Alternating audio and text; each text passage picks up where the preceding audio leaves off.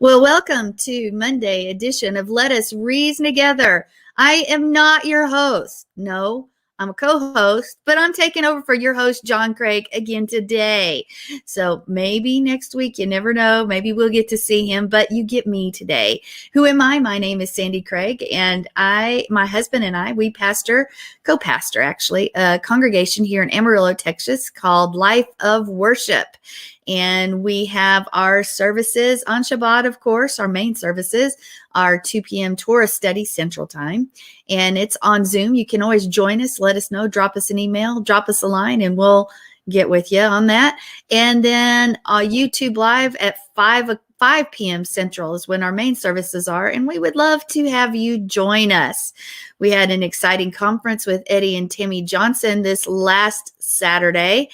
And it is, you can look for it on our YouTube site at Life of Worship Amarillo, or type in John and Sandi Craig Amarillo. You'll get there. Just you go listen to, and that'd be exciting. But we do a few other things around here as well. We just got through doing Monday morning War Room prayers, and we're there most every Monday morning. And then we also do a Tuesday evening Walking in Spirit and Truth. And you can stay tuned for that show as well.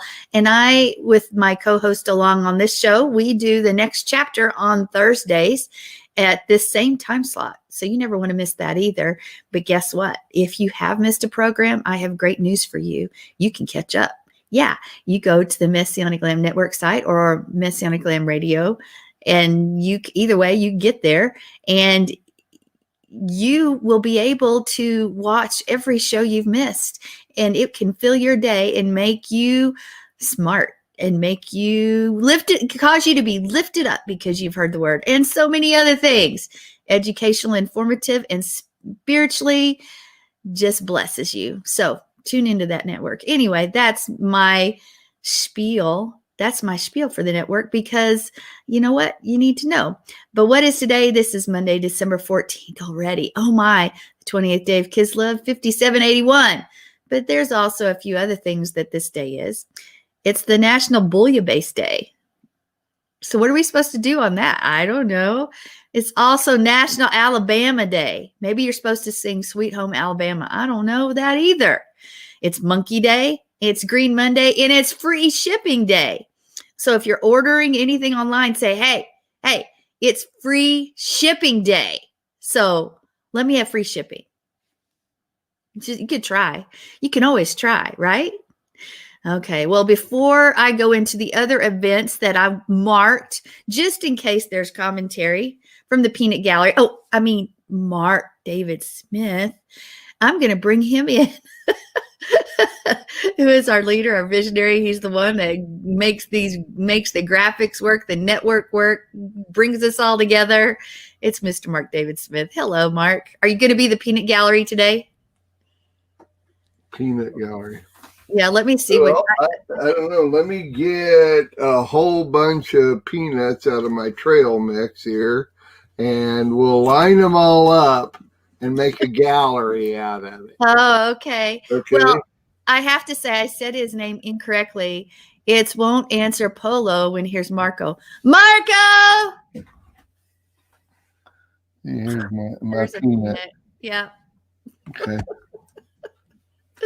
You don't mind if I eat while I'm doing the show, right? You just go ahead. I'm going to tell you a few things that happened today. If you have commentary, jump in.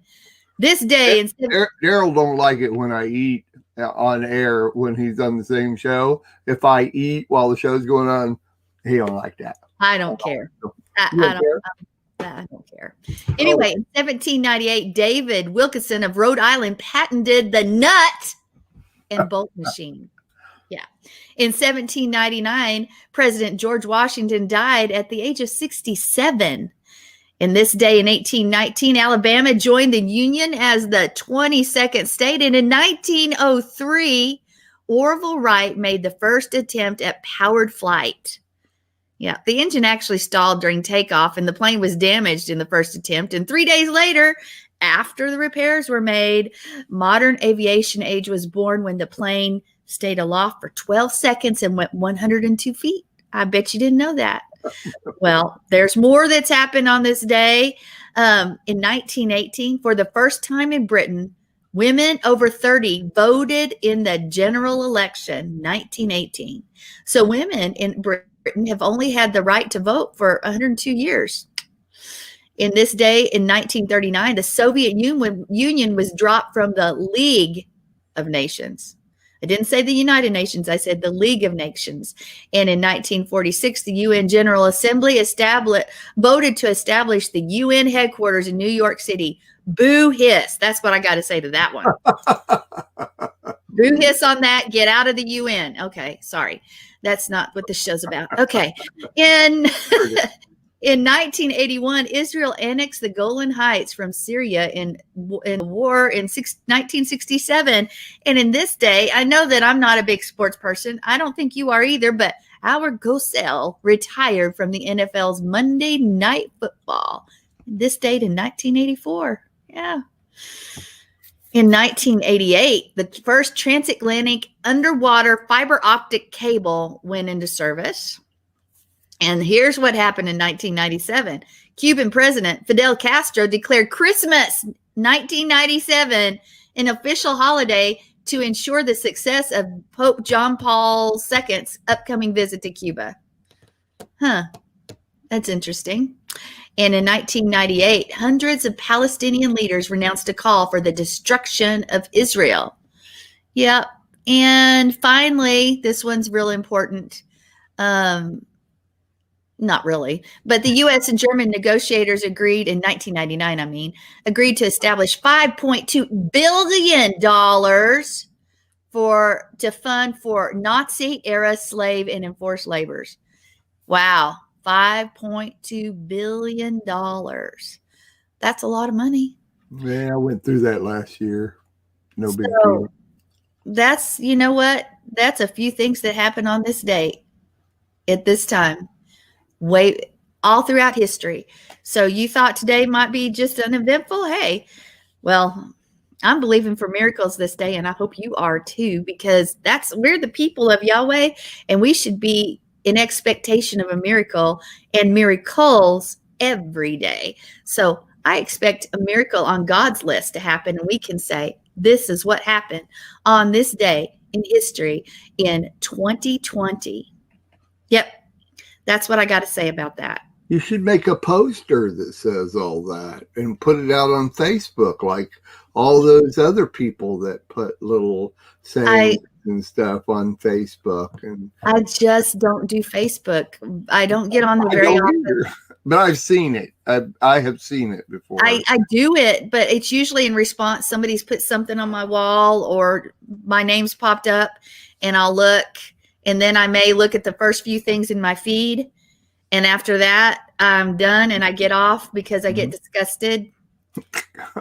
Well, here, I'll tell you my relationship with Facebook. I do Facebook about as much as I do text. Okay, so that should tell you. It does. Tells me a little bit. Yeah. I'm on Facebook almost every single day, but it's to post our little segments that we do. Well, that's what I mean. It's just utilitarian. In other words, you're not cruising or perusing the feed. You're just taking care of business. Right. Get on, get off. That's pretty much where I am. But like I said, I'll look at the first few that are on my feed, and then I'm like, I can't do this. I don't have time, and I'm not doing this. So look off. I rarely, well, I probably shouldn't say this because people leave messages and stuff, but I just don't look at it. So, don't get mad at me if I don't. Or say, don't get upset if I haven't said happy birthday to you. That's right. That's exactly right. And on my birthday, I will go and look what not on my birthday, the day after my birthday, I go look at all the different things people said, and then I put thank you down at the bottom. So, I don't have to answer each and every one of them. Am I a bad person or what? No, Facebook is time consuming. It's a time stealer. We don't get those minutes back ever again in our lives. They're gone. I used to say when it first came out, it didn't take long. I called it email on crack. Okay. Pretty basically to me what it is, email on crack. Email on crack. Well, did you want to take a couple minutes and tell us what's happened on your shows this week? On my shows? Well, not yet because I haven't any shows this week, but last week. Last week? Yeah, last week. Misspoke. No, we're good. And we do have a Compass of Cram coming up at 7:00 tonight. And we are going to talk about FOMO. So if you, FOMO, if you have a fear of missing out, then you might want to come and check it out tonight, because that's what Daryl and I will be talking about. Exactly. Neat's going to be there, and anybody else that shows up. Usually I just say, if you got the guts to show up on the show, then you got something to say. And so FOMO, fear of missing out. I have that fear. I struggle. I shouldn't say I have that fear. I struggle with that at times. I have in my life, but I've noticed a lot of other things that actually cause the fear of missing out. One of those things are cell phones. Take a cell phone away from a teenager or a millennial. Take a cell phone away for one day and see if FOMO does not arise. Take it away from John Craig. For one day and see if he doesn't take it away from him and ask him if he has the fear of missing out, because hey, I think he has cell phones have developed that fear. Go ahead. Well, you were going to say something. I'm sorry. See, I don't care. I would love to have my cell phone gone, period. Yeah. But I guess that's not true right now with dealing with the inmates. I guess I need to make that contact. Yeah. But John does half his business on the phone, so he couldn't. He has to have it. But like you got to have it for business. But I guess that's ministry business, I guess too. So, but in general, if I leave the house with him, if we're spending some time together, I will not carry my phone with me at all. So, I love it. I'm like, woo, woohoo. Yeah, I was when I was thinking about this subject, I was kind of looking in the past of a lot of the things that I've done and thinking about, what I have missed out on or didn't miss out on because I made sure that I was there. But anyway, that's this. And last week on contemplating the Constitution, we jumped into Article 1, Section 9, the first couple of clauses on that. And it's an interesting, we talked about the writ of habeas corpus. Do you know what that is? Actually, we talked about that on next chapter a little bit. We did. Last week because it was part of the news story that you had brought in, and the writ of habeas corpus.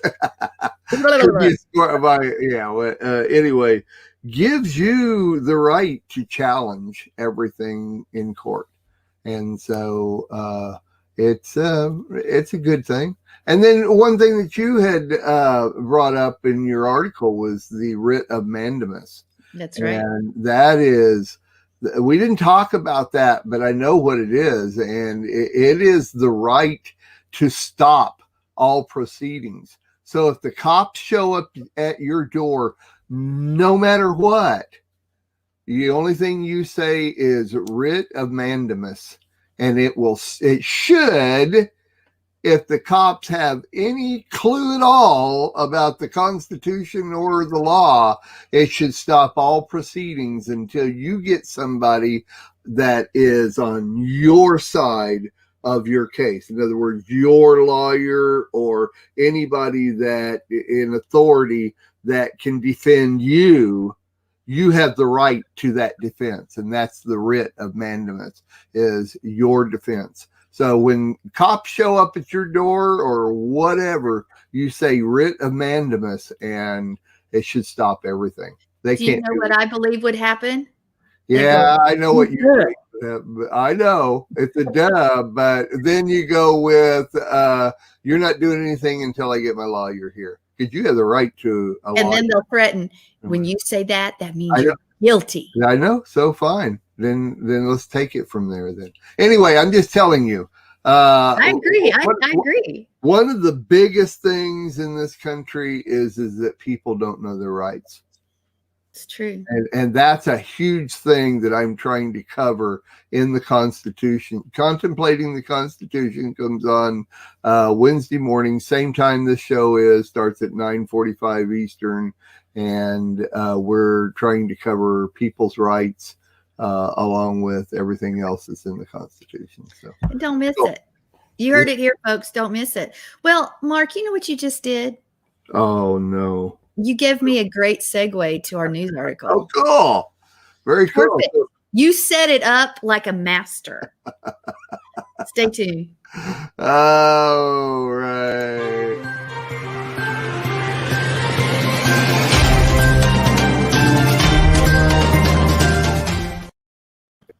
Will believers be forced to stop praying in the jury box? Well, we're going to find out. We're going to talk a little bit about that right now. This is my news article from Jordan Sekulow. That's Jay Sekulow's son. And it is located, I got this from Charisma News, but here it is. This is a case involving fundamental tenets of what it means to be a U.S. citizen, and fundamental beliefs of Christians and many other religious faiths. Fundamental to American civics is the right of citizens to vote. And often with that right comes the responsibility of serving in a jury. And that's very critical for protection. We are all afforded to having a jury of our peers. And my peers would be people of faith, let me tell you. Anyway, so this is fundamental to Christianity, and many faiths is prayer. We pray. That is what we're supposed to do. That is the foundation of what we're supposed to do. It's our communication, because prayer is communing between God and man. But this article says, but in this case, a juror was disqualified over prayer. Yeah, over prayer. So let's continue. The American Center for Law and Justice just filed an amicus curiae brief in a federal court of appeals defending the right of American citizens to exercise their religious freedom, in this case, prayer, while serving as a juror. In 2017, a U.S. district court in Florida removed and replaced a juror because of his religious beliefs. During the course of the jury deliberations, the juror, number 13, mentioned his prayer for guidance about the case to his fellow jurors. His statements were misconstrued by a fellow juror who reported his statements, leading to the court to question him. Well, the juror told the court repeatedly that he had no religious or moral beliefs that would prevent him from rendering a proper verdict. The court ultimately decided to remove and replace him. This is what they said. Beyond a reasonable doubt, that there was no substantial possibility that Juror 13 would be able to base his decision only on the evidence as law as the court gave it to him in the instructions, because he prayed to God. So therefore, it would be influenced, and he could not render a decision only based on the evidence. Because by definition, it's not the person praying for guidance so that the person can be enlightened. It's that the higher being or the Holy Spirit is directing or telling the person what disposition of the charges should be made. That's what they said. Wow. Anyway, the court's reasoning clearly shows a complete misunderstanding of the Christian faith and belief in prayer.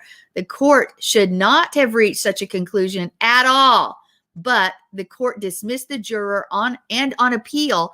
A panel of judges in the 11th Circuit Court of Appeals upheld the district court's erroneous decisions in spite of a well-written dissent by Chief Judge William Pryor. The defendant in the case requested and was granted an in-bank hearing of the 11th Circuit Court. That means that the case will be heard before the 11th Circuit entire bench of 12 judges. Sekulo's brief details the in-bank court several reasons that the panel majority and lower court's decisions violate constitutionally protected rights and why they should be overturned, as Chief Judge Pryor explained in his dissent. Sekulo, in his brief, said the protection afforded religious belief and the exercise thereof by the First Amendment certainly extend to a juror exercising his religious belief in the power of prayer for wisdom and insight while fulfilling his civic duty and right as a juror.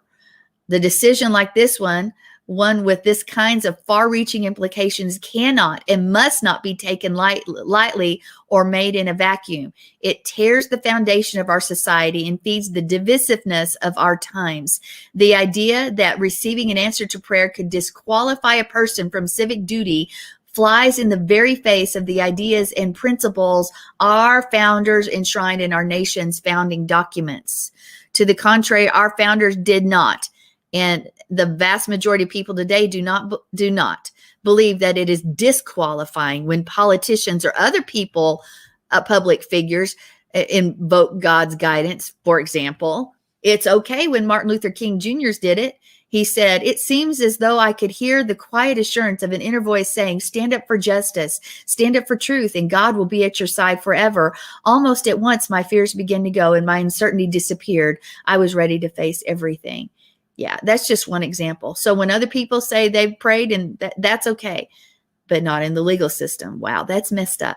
Anyway, the article goes on to say, as we point out to the court, the panel majority's decision, if it's allowed to stand, everyone would be free to pray for God to help them or reach the right decision. But if a person believes that God answers the prayer, they are no longer fit to serve. So pray. But if you believe God answers prayer, you're disqualified.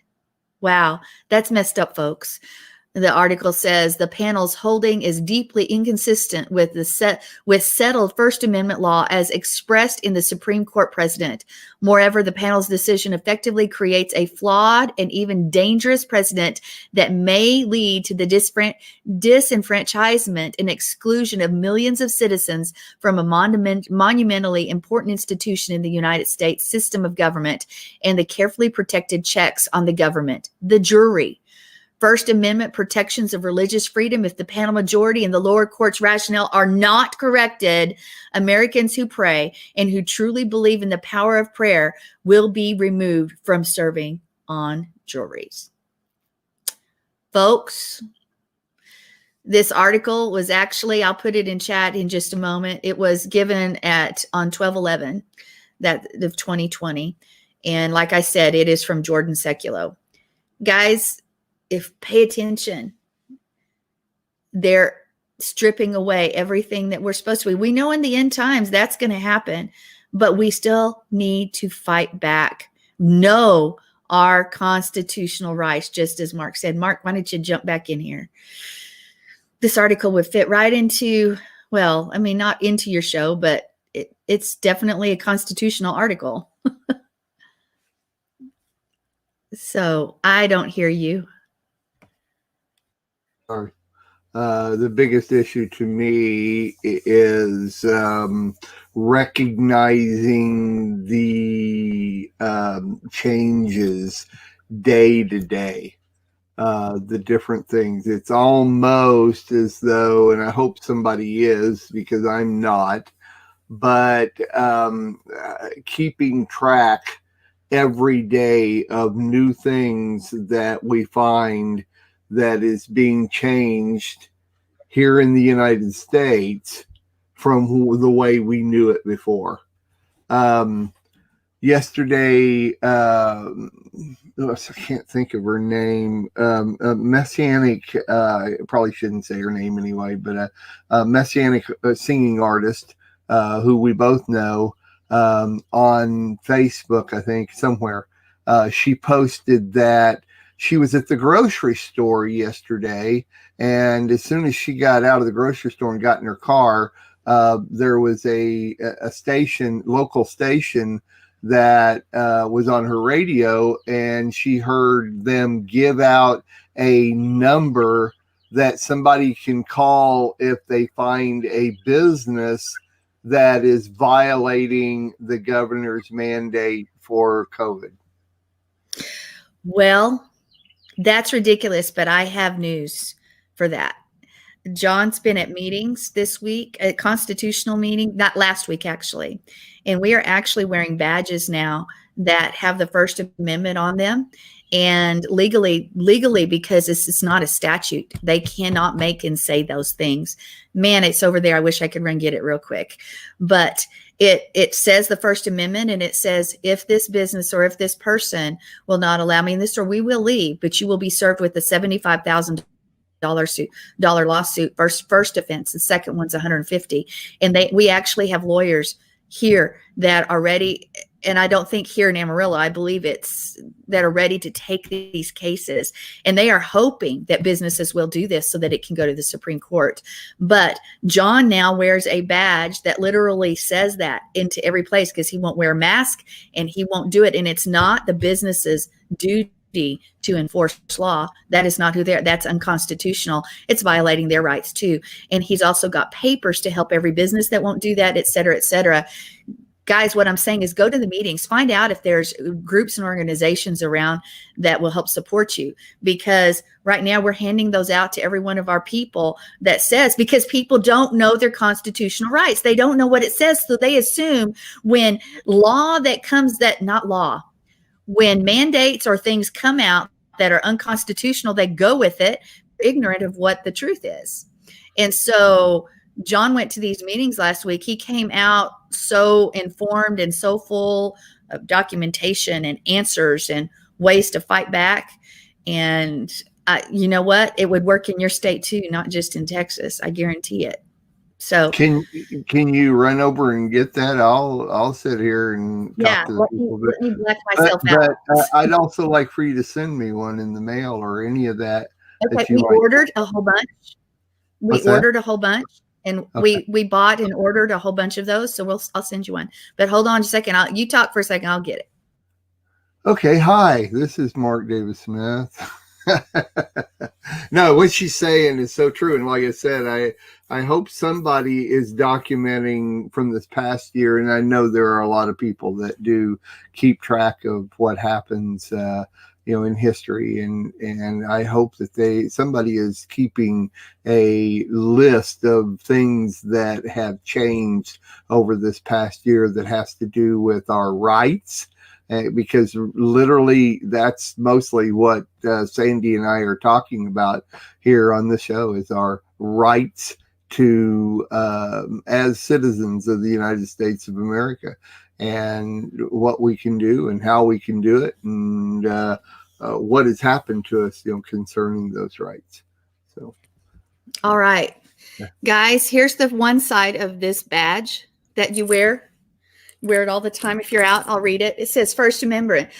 First Amendment, Congress shall make no law respecting an establishment of religion or prohibiting the free exercise thereof or abrogating the freedom of speech or the press or the right of the people peaceably to assemble and to petition the government for a redress of grievances. Now, here's the other side. Yeah, we can read. Okay. Here's what it says.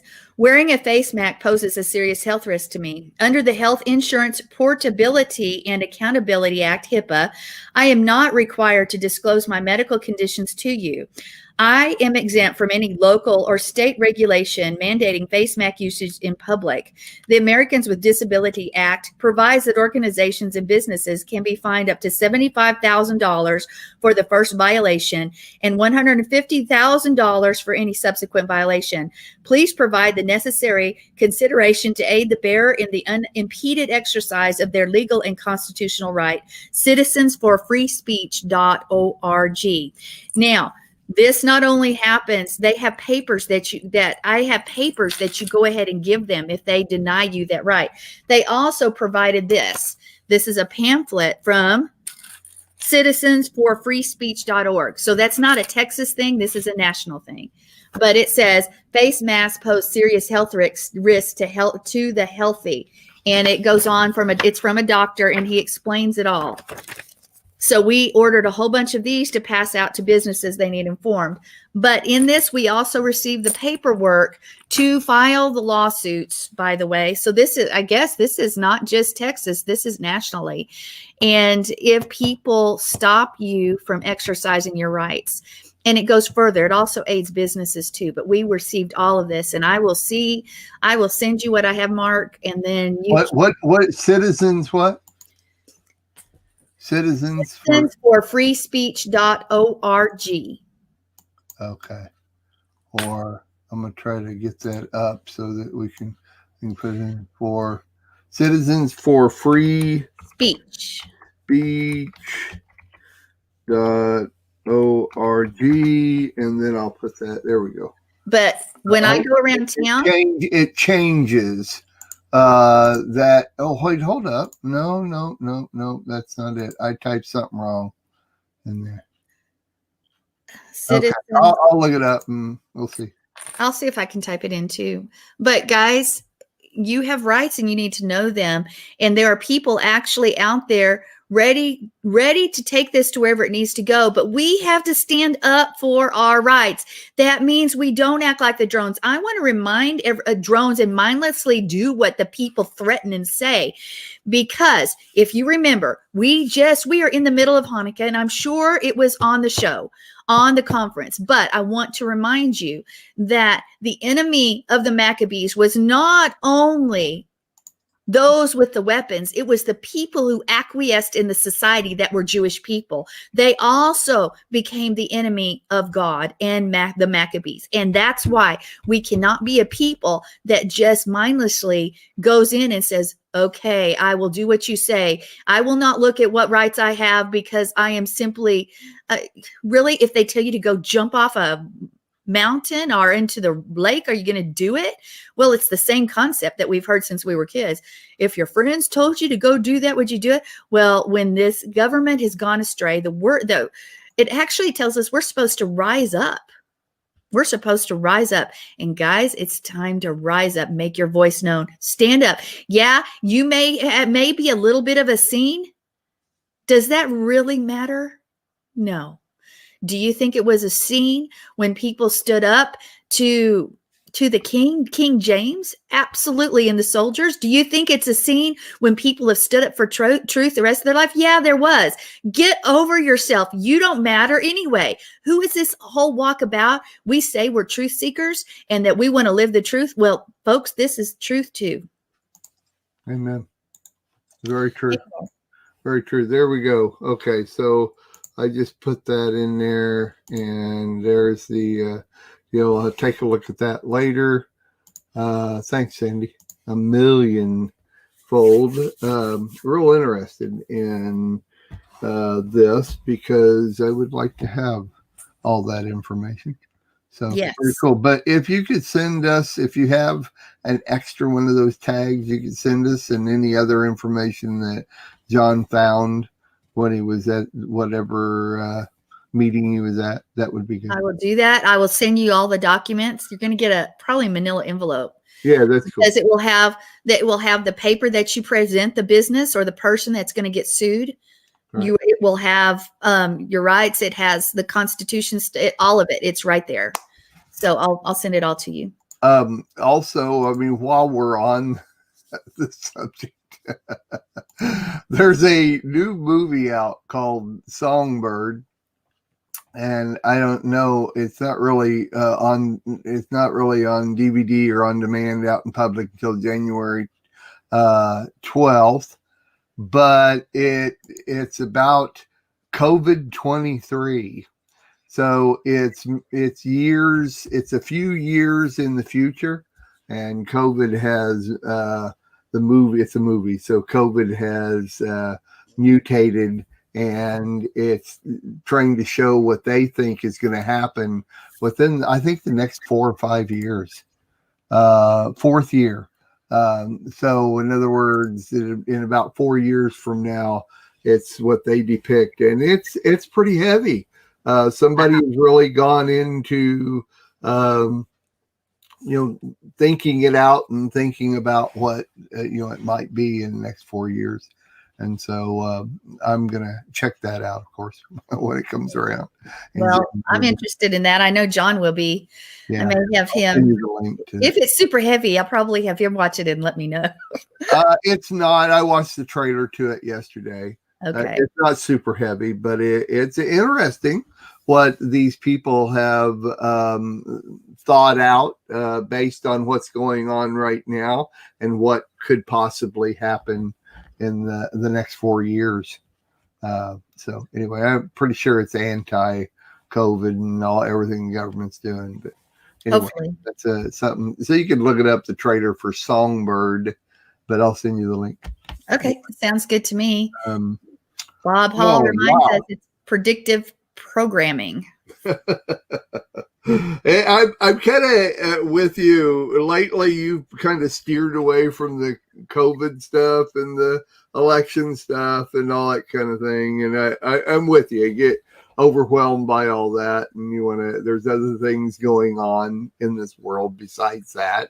So it's good to cover that. But every once in a while, when something heavy comes up, you need to talk about it. So, well, that's true. And everybody else is probably given that stuff. And it's hard. I'll be honest. It's hard to find a non-political, non-COVID news piece out there. Yeah.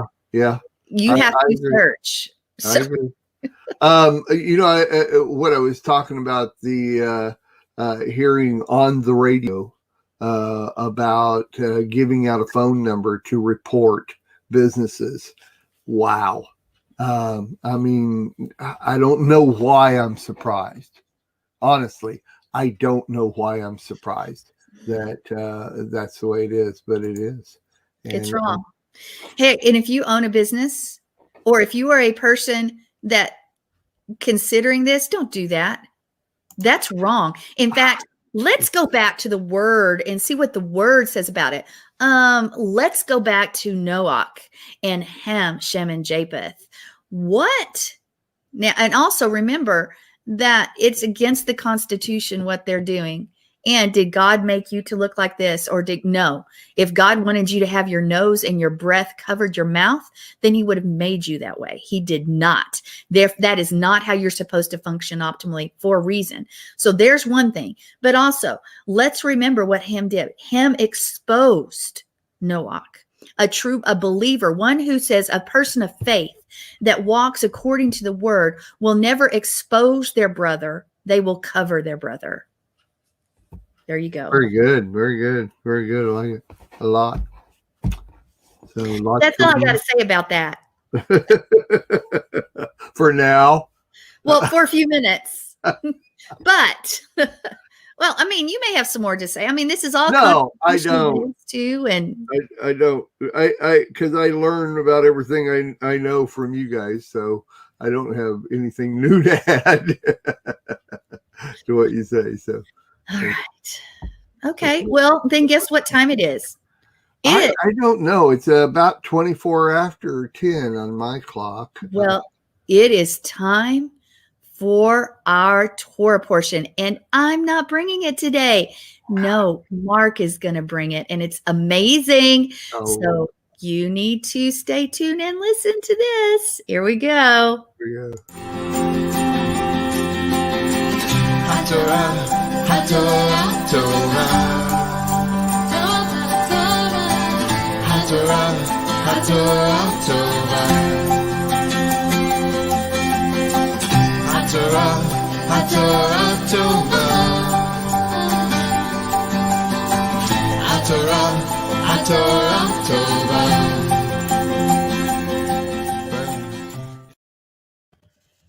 Okay, we're in the Torah Portion kit, and or however you want to pronounce it.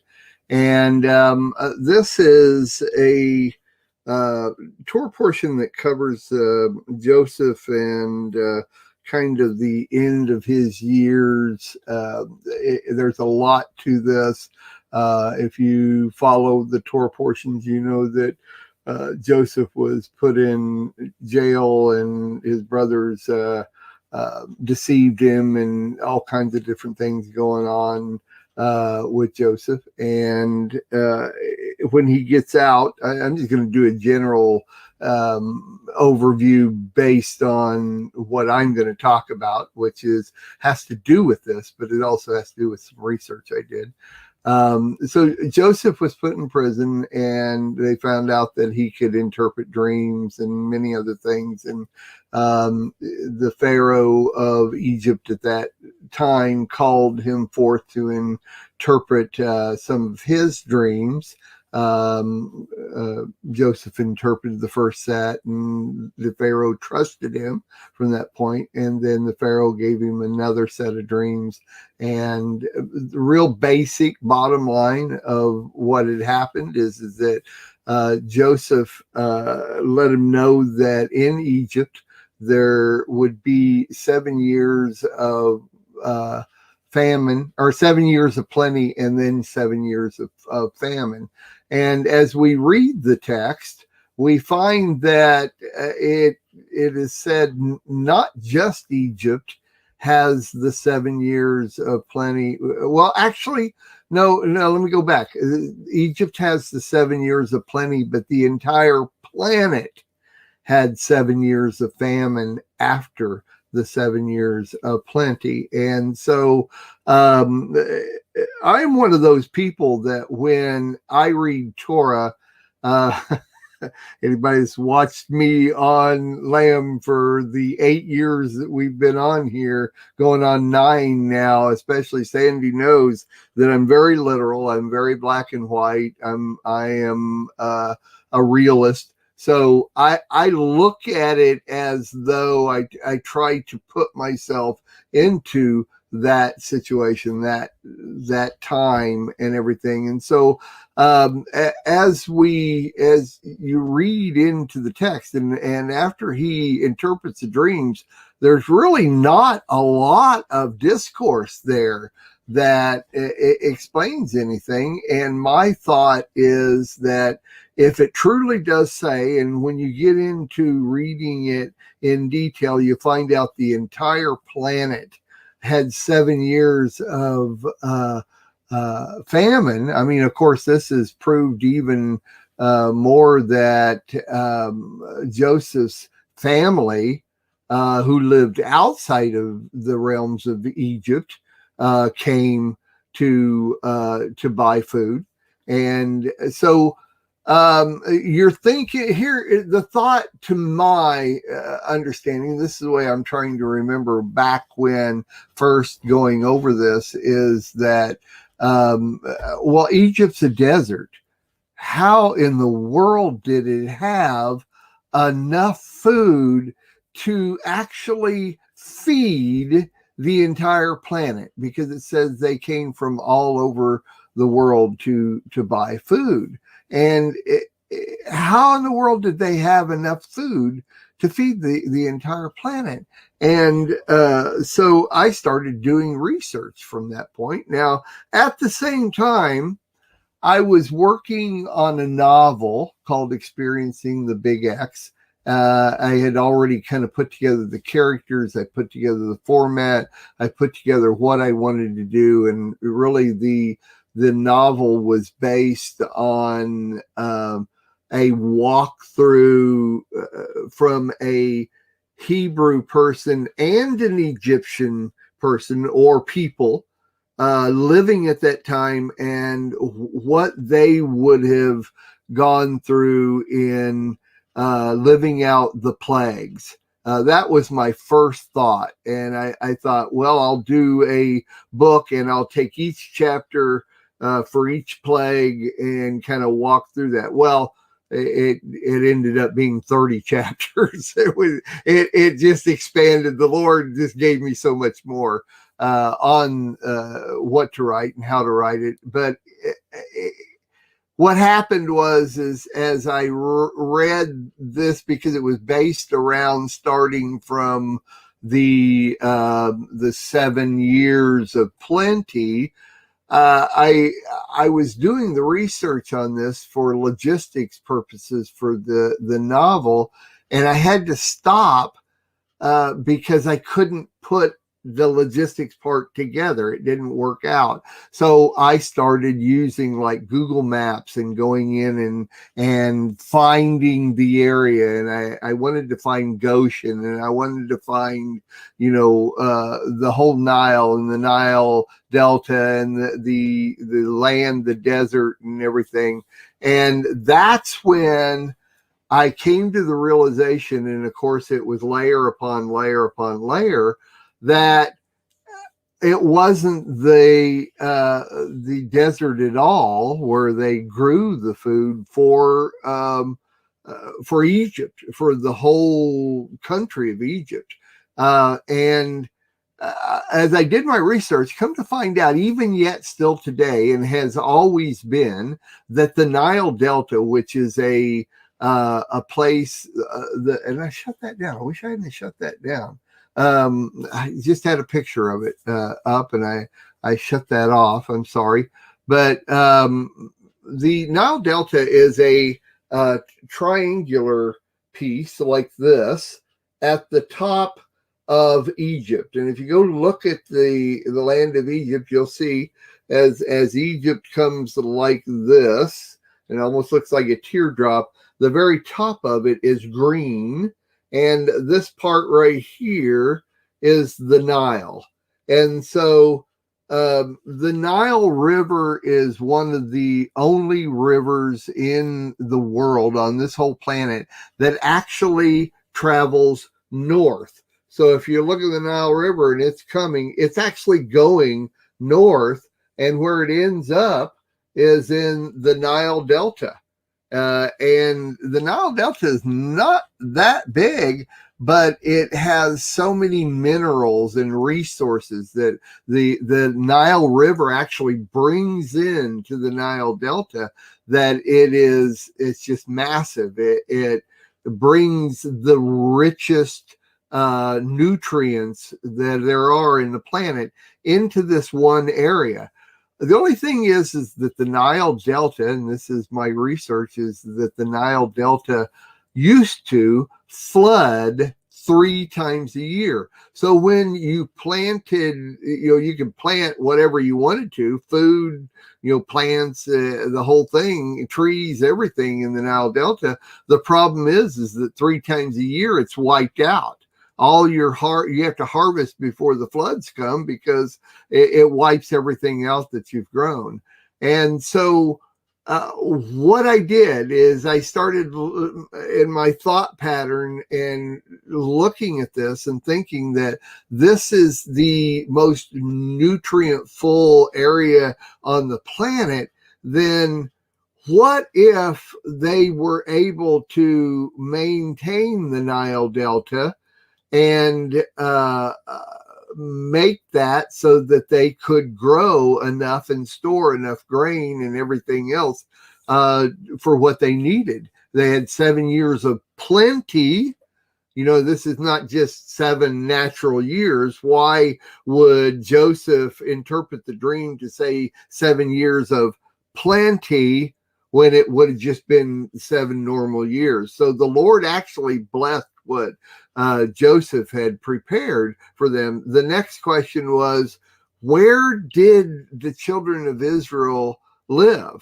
And if you look on Google Maps, you look on any map of Egypt, there is still a city right you have the Nile Delta that looks like this, and right down in this corner on this edge is a city called Goshen.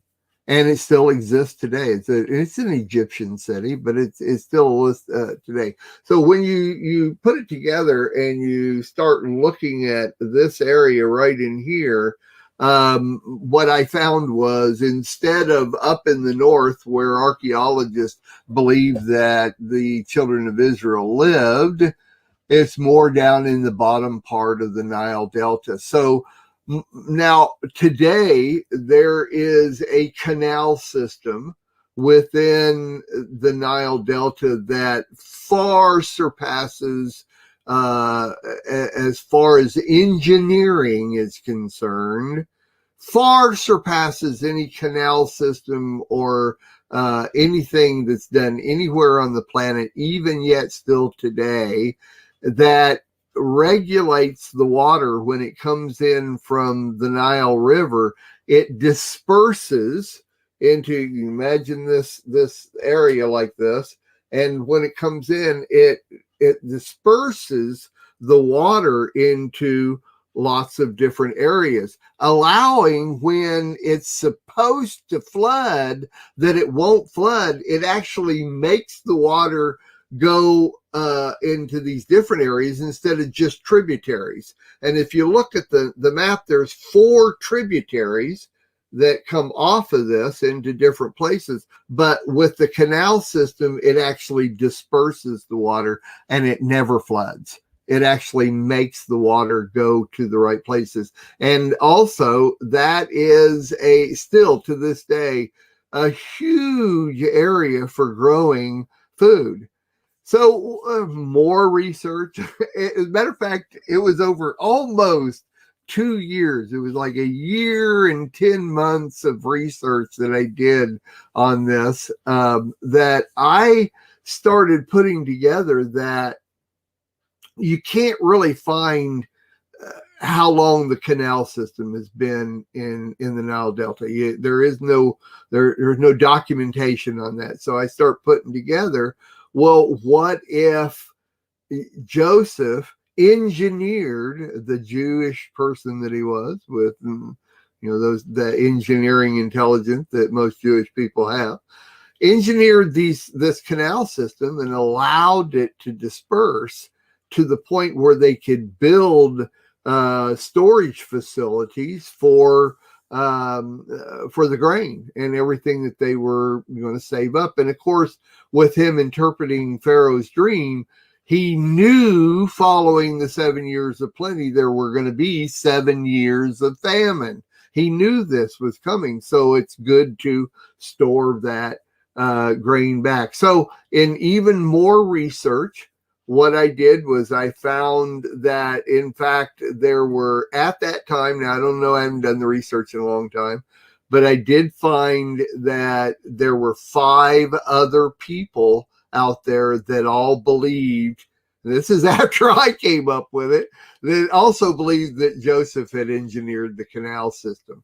And so through their research, and what I found is that there was an actual city called Quantir, and it was a part of the Goshen area. Now, from what I found is that Goshen covered an area on the edge of that Nile Delta, on this lower edge here, and kind of was in a circle. But at the top of Goshen, there still exists today a couple of aqueducts, there's all kinds of stones and architectural findings of buildings and everything. And what is believed is that they literally, in the city of Quantir, which is right on the top edge of Goshen, is the agricultural center for Egypt. And it is where, and this is my opinion here, is that we know that Korah was a Jew, and because he left with the people when they went on the Exodus. Korah was a Jew. Korah is also, you can find it in a couple of different places, Korah was also an agricultural engineer.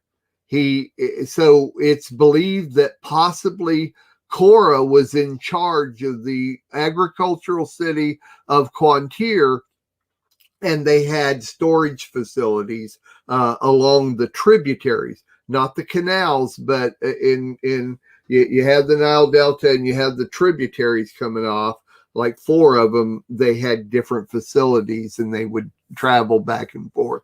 But this really makes a lot of sense, because when you start thinking about it, how did they have enough grain, all this kind of thing? And of course, I mean, there's stories that say that they think that the Hebrew people are the ones that built the pyramids and all that junk. That's a bunch of junk. That's not true at all. It wasn't even the same time period. And because it was such on the Nile Delta, you have all along the edge of it is a military drop off. In other words, military people they had all kinds of different places along there where they wouldn't allow people to actually go into the desert part of Egypt. It was a high risk area. So the Hebrew people most likely never went into Egypt unless the Egyptian authorities needed them for one reason or another. And this is, of course, you talk about Moses and Aharon going and talking to Pharaoh. There's a good possibility they were allowed, those two were allowed into the Egypt part. But anyway, I mean, that's detail. There's a lot of details that I ran into that I find a lot of it's speculation, a lot of it's theory, a lot of it is opinion, but it's all based on the research and actually archaeological finds within the Nile Delta, not necessarily in Egypt, the lower Egypt. Upper Egypt is the Nile Delta. That's where all of this happened. And when people would come in from all over the world, once again, you have the Nile Delta, and along the edges where my hands are was all military bases, and they would not allow people to come lower than that. So if people came to buy food, they literally had to come into the Nile Delta. It's the only way they could come in, because there was not necessarily a hierarchy of Egypt that would fight in the Nile Delta. It was all lower than that, or into what's now considered Saudi Arabia. Interesting how this would all come together, and it literally proves that how they could store up enough food to feed the entire planet, and people would come in and do this. So there you go. That's basically my part of maquettes. That is putting together logistically what might have happened at that time and how it was put together, and how you can still to this day go and do that research and find out logistically how things were put together at that time. I think it's really interesting. And my book actually portrays all this, because most of what happens in my novel, for the first part of it, happens in Quantier.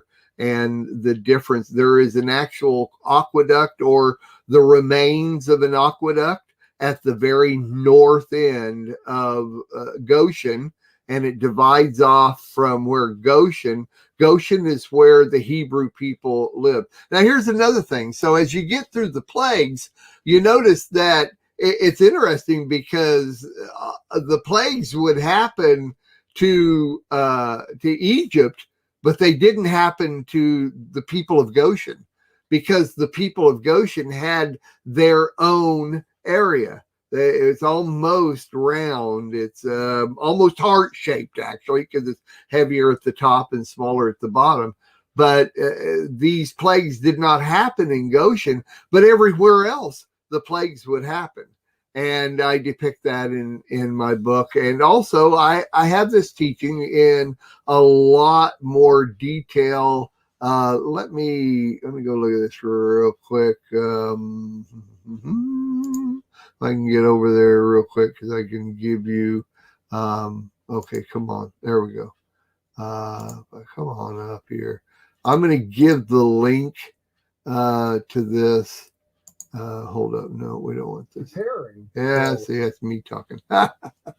Here's the link to my teaching. It's on the website. If you go on to MessianicLambNetwork.com, right at the top, you're going to see Experiencing the Big X, and it's right there. So if you want to go check this out, the Big X, in other words, the Big Exodus, Experiencing the Big Exodus. So, Sandi, what you think? You've heard this story before. I think you've even seen the teaching. You're muted. So you're familiar with the detail I put into it and all that. Yes. And I want you to go over this because I know this is something that everybody's going to ask because you brought it up. So I want you to explain it, how you see it and how you studied it out.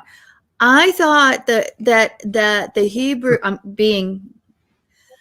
thought the Hebrew people went through the first plague, the first 3 plagues.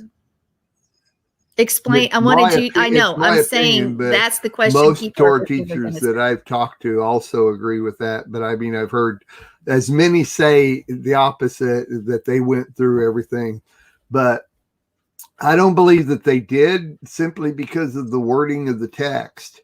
I mean, when you go back and you look at the actual wording of the text, there's really a couple that I can't remember which ones because I haven't gone to look at it, but there's a couple of them specifically, like the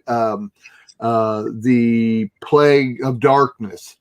It says, and it didn't go over the area of Goshen or something like that. I think the first 3 are the ones that are usually the controversy. Most people don't believe they went through the others, but some do believe that the word says the first 3 they went through. So I wanted to know if you wanted to. I'm picturing the way I did the research and the way I wrote the book is that you got to remember that Quantir, which is north of Goshen, was where all the slave work was being done. The slave work was not just for the agricultural part of the Nile Delta. It was literally building the city of Quantir, which is an Egyptian city. It's not where the Israelites lived. So anything that happened would have happened around Goshen, and the Israelites would have been there at that time. But as far as the area of Goshen, which was quarantined off because they weren't allowed to go outside. They were prisoners in the land of Goshen, is what it was. And so a lot of that could be understood as outside of Goshen, and there were a lot of Hebrew people outside of Goshen would have experienced whatever plagues were going on. For instance, in my book, I have several people right there at the very beginning who are next to one of the canals, and the frogs come out, and they were Hebrew people. But it didn't happen in the actual area of Goshen. It's my opinion based on the research I did. And also, I think the Hebrew text will verify that. It's my opinion. Well, I just wanted, when some people are listening to this and they may have heard it for the first time, they may be saying, well, I thought, and I wanted you to give that perspective, and so they don't go, well. Like I said, though, I have heard as many for both sides of it. I've heard as many Torah teachers, because I've talked to a lot, especially back in the day when I was studying this out, writing the book and making the DVD and everything. That's also a question people have come up with. And it's one of those things where I find that people that believe that they didn't go through the plagues, it's no big deal. But the people that think that they did go through the plagues, it's like they really want to emphasize that point. And I don't get it. I understand why. Let's take it then. This isn't what I planned, but let's take it to the Brit, because we know those plagues are going to be revisited in the end. And when we say, since we're just going along this line, when we say that the Hebrew people did not experience the plagues. When we think of the Great Tribulation, we see those plagues revisited. So will the Hebrew people, those who have been grafted in, and I'm one who believes Jew and every tribe, including Judah, has to be grafted in because Judah's sin was great as well. Right. All those that have been grafted in will not experience the plagues as either, according to that. So it's a mirror, it's a pattern of what we see before happens again. And so that's a good point. That's a good point. So anyway, now when we're told to get thee out of Babylon, we probably should go. But I think not going to get many chances, but no, I'm waiting for God to do it. Well, he sent you what is the story? He sent you a donkey, a helicopter, and you didn't take it. Oh, by the way, Nitsa. I see, Nitsa. No, you're not going to get me to say it, Nitsa. Not going to happen. I'll say it for you, Nitsa. Polo. There we go. Yeah. Anyway. But, and how does that look? End times is a big topic of conversation, has been for years, but with things up in such upheaval around the world, where some say we're experiencing plagues right now, and it's only going to get worse. Whether they're man-made or nature, the word doesn't define that. Plague is plague, or disease is disease. And, so it's something people are thinking about. And that is why I believe we've got to be ready in season and out. And we have got to be so close to him that we recognize his voice. And you bring it into today's understanding of what's going on. I mean, especially with the quarantine that's happening and the way that we're being treated. It's real similar, and what will be happening very soon, I believe, it's very similar to that, and that's one of the reasons people. It's like, and I don't mean this negatively, but you hear a lot of Christians say, "Well, why do I need to study out the Old Testament? Why do I need to go back and look at the law? Why do I need to know about all the things that they went through? I'm not going through those things. I didn't do that. That was the God of that time, everything." And so it's kind of like, every time I read the Torah, every time I read before Matthew, I get an better understanding of what I'm going through today. Every time. So to say, why do you go through the Torah portions? Why do you read the Old Testament? Why talk about this all the time? All that's done, and it's like, no, it's actually everything that happened then is happening right now. And if you don't, to me, I'll never forget when I first started learning about Torah and going in and studying and being taught and all that thing, and I would be telling my Christian brothers about because they'd be asking, "Mark, what are you doing? What's all this Jewish stuff you're doing, and why are you learning the Old Testament and all this kind of stuff?" And it's saying, by when I learn this stuff and I go back into the New Testament, all the windows and doors of the New Testament just fly open. They just fly open. Because now I have an understanding why they did this and why they did this and why Yeshua was here and why Paul did this and all this kind of stuff. I understand that now. Whereas before I was blind reading the New Testament. But go back and learn this stuff, and like the things I'm talking about here. I mean, why should we know that Joseph engineered the canal system in Egypt? Well, don't you want to know where they got all that food? I mean, it's right there, and there's a lot of things. Man, if they put what is it? Is it at the end of Genesis or Deuteronomy that says that if we were to put everything that happened into these books, you wouldn't be able to contain the volumes of books or something like that. I don't know what it was. They're talking to Moses. They're talking about everything that happened. They can't do it. You've got to figure it out for yourself.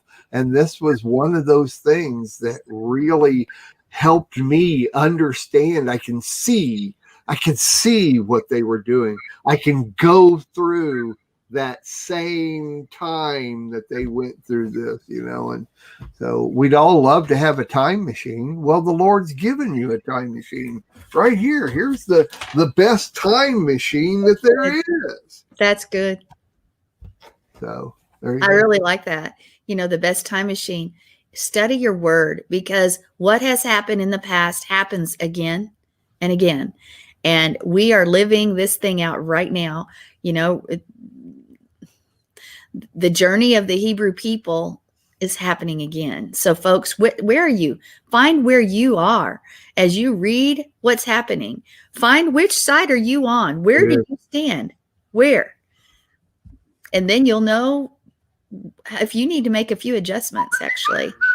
So anyway. Well, you can go on the website and click on the link on there. There's several places to get from Joseph to Exodus, a satellite perspective.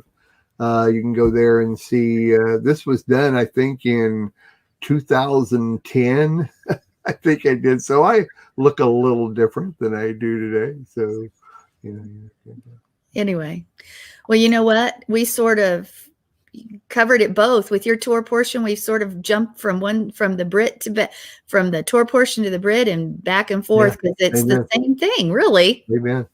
The way it works. It's the way it works. So folks, Mark, thank you. This has been a great show. And I always love doing a show with Mark. I don't care if it's just he and I, it's always good to me, even if it's just him and I. So, but we want to thank you for joining us today here on Let Us Reason Together. Well, God willing, we'll be here next time too. Next week, just tune in, share, like, all of the above. Subscribe if you have not subscribed to the network yet, to the YouTube channel, and let us know what you think. And until next time, we say shalom. Ta-ta. We are richly blessed to bring you what we believe is the fullest, most diverse, yet up-to-date progressive teachings, discussion, and prayer programming you can find anywhere on this planet. Be sure to take the tour of the MessianicLambRadio.com website. I'm Susan Hoogie, thanking you for joining us on the Messianic Lamb Video Network.